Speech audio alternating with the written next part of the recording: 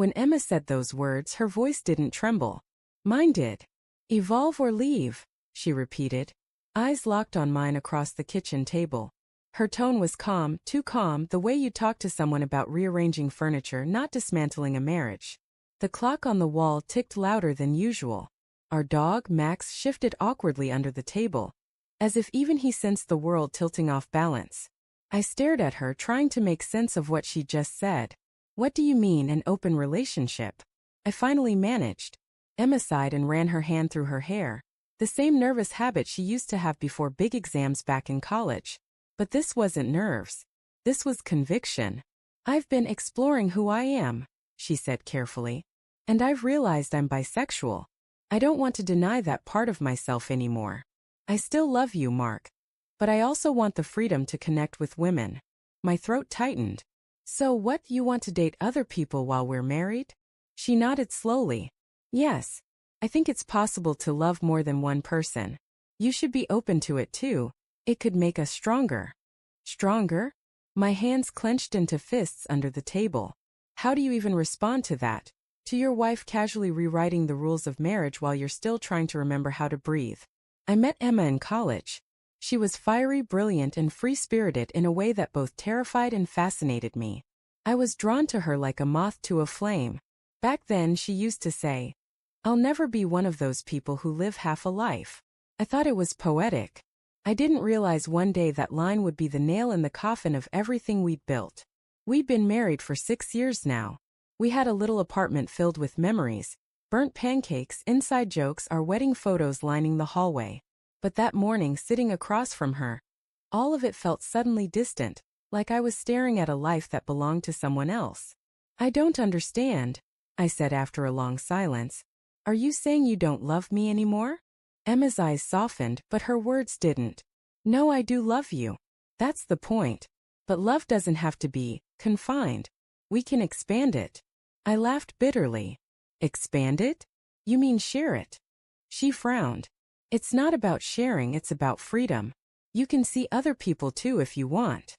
I don't want to, I said flatly. I married you. Not a concept. For a moment her confidence cracked. I saw a flicker of guilt or maybe regret, but it vanished just as quickly. I knew you'd react like this, she said quietly. But I can't keep pretending. That night I lay awake beside her, staring at the ceiling. She slept peacefully, as if nothing monumental had happened. I wanted to reach out, to touch her, to remind her that what we had was real, but my hand froze halfway. Because I knew something had already shifted. Over the next few days she acted like life was normal. She made coffee, sent me memes, kissed me goodbye before work. But underneath it all there was a new distance. Something foreign growing between us, silent and suffocating. Then one evening I noticed she was dressing differently. Sleeker clothes, bolder makeup. I didn't want to ask, but I did. Going out? Yeah, she said casually. Just meeting a friend. Her friend turned out to be a woman named Kara. I learned that name from a notification that popped up on her phone when she was in the shower. Can't wait to see you tonight, Redheart. My heart dropped so fast it almost hurt physically. When she came out of the bathroom I asked, "Who's Kara?" She froze for a split second, then said, "Someone I met at the art studio. She's amazing. We've been talking a lot." I felt like someone had driven a knife into me and twisted it slowly. "So you're already seeing her?" I asked, my voice barely holding together. "She understands me," Emma said softly. "I didn't plan this, Mark. It just happened." I turned away before she could see my eyes. It just happened. Right. Over the next week, I tried to convince myself to be understanding. I read articles about open marriages, about communication, about evolving. But every time she left the apartment and didn't tell me where she was going, I felt a piece of myself break. One night I couldn't take it anymore. It was 11:30 p.m. when she walked in, her cheeks flushed, the faint scent of someone else's perfume clinging to her. I was sitting on the couch in the dark, waiting. She startled when she saw me. "Mark, you scared me. Where were you?" I asked quietly. She hesitated. "With Kara." I stood up. "And what did you two do?" She blinked, her expression unreadable. "I don't think that's fair to ask." "Fair?" I laughed bitterly. "You sleep with someone else, And I'm the one being unfair? Her eyes filled with tears. I told you from the start what I wanted. I didn't hide anything. You didn't hide it, I said, my voice breaking. You just stopped caring how much it hurt me. We didn't talk for 2 days after that. When she finally tried to reach for my hand one morning, I pulled away. Mark, please, she whispered. I still want you in my life. I looked at her, really looked at her, and realized I didn't recognize the woman standing in front of me anymore. She was still beautiful, still the same person on the surface, but everything underneath had changed. Or maybe she'd always been this way, and I was just too in love to see it. The breaking point came 2 nights later. I came home early from work hoping, God knows why, that maybe we could talk. The apartment was dark except for the glow of the living room lamp. I heard voices. Hers and another woman's. Laughter.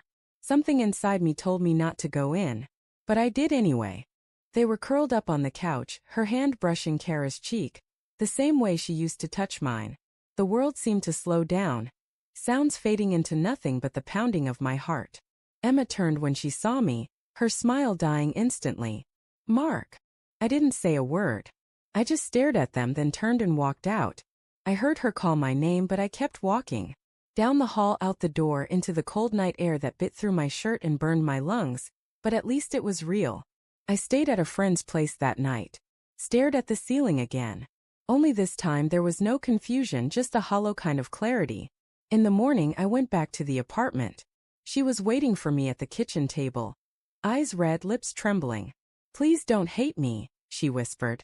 I don't hate you, I said softly. I just can't be part of this version of you. Tears streamed down her face. You're leaving. I nodded. You said I could evolve or leave. I'm choosing the easy option. She broke then. Sobbed into her hands like she hadn't realized what she was really asking for until it was too late. But I didn't reach out. I just watched, memorizing the moment when love finally died. It's been 6 months since that day. I moved into a small apartment downtown. The silence used to crush me, but now it feels peaceful. Sometimes I catch myself scrolling through old photos, her laugh, our road trips, the night we danced in the rain, and I still feel that ache. Love doesn't vanish. It just changes shape, like smoke slipping through your fingers. She reached out a few weeks ago. Sent a long message saying she misses me, that things with Kara didn't work out, that she might have been confused. I read it, stared at it for a long time, and then set my phone down without replying. Because here's the truth. She wanted freedom, and I wanted a promise. Neither of us was wrong, but we were never right for each other again. Sometimes, evolution isn't about growing together. It's about knowing when to let go. And I did.